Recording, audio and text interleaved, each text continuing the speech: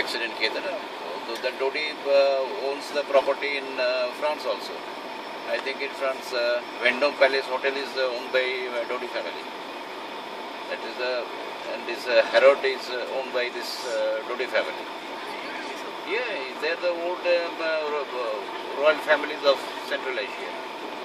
So ये आज की बात नहीं है, ये for generations things are happening in that way. Good amount of wealth all over the world is amassed either in London or in Paris. And only reason is that they don't disturb in any manner, because sometimes Americans take advantage कि okay उसको हम कातिल करेगा politically and then I will take over his money. सामने engine पिछड़ी शुरू करছে euro tunnel